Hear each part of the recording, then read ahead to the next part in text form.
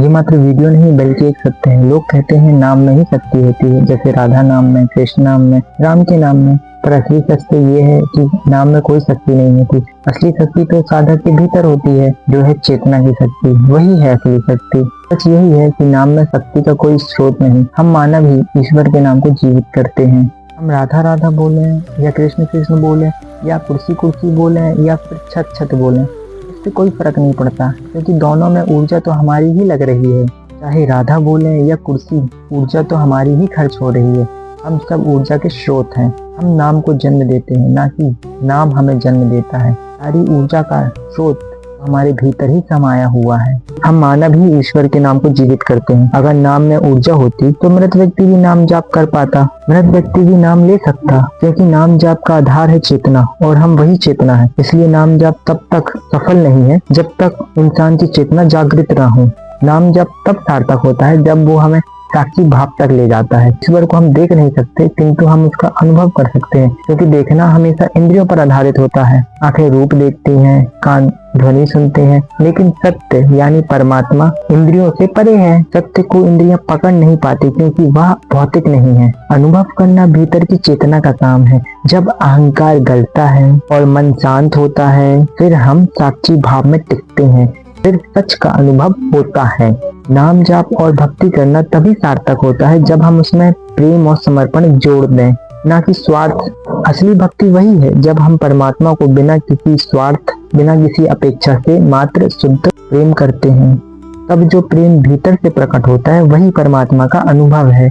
यह कोई बाहरी वस्तु नहीं बल्कि आत्मा की सहज धारा है। परमात्मा को देखने के लिए आंखें नहीं चाहिए, बल्कि प्रेम चाहिए। जब शुद्ध प्रेम मानव के भीतर प्रकट होता है, तब वह स्वयं परमात्मा का अनुभव हो जाता है, क्योंकि इस प्रेम में अहंकार व स्वार्थ नहीं होता। जब हर मानव परमात्मा से वस्तु मांग रहा है, जैसे सुख, धन, संतान, लेकिन वहीं तुम कहते हो मैं दुनिया का इकलौता हूँ जो परमात्मा से कुछ नहीं मांगता, बल्कि परमात्मा को देता हूँ, और वह है शुद्ध प्रेम। यही असली भक्ति है, निष्काम, स्वार्थ रहित, केवल प्रेम और समर्पण। यही प्रेम परमात्मा का अनुभव है, क्योंकि इसमें अहंकार नहीं, यह शुद्ध प्रेम है। परमात्मा से धन दौलत मांगना स्वार्थ है, पर जीवन, स्वास्थ्य और सुरक्षा मांगना स्वार्थ नहीं, यह तो आध्यात्मिक आवश्यकता है। क्योंकि अगर शरीर ही स्वस्थ नहीं होगा तो भक्ति कैसे होगी? अगर जीवन ही सुरक्षित नहीं होगा तो प्रेम, साधना और ध्यान कुछ भी नहीं हो पाएगा।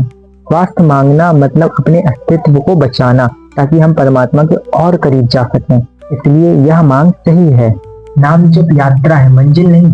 नाम जपते जपते मन शांत होता है, अहंकार पिघलता है, और एक बिंदु ऐसा आता है जब अहंकार भी मिट जाता है।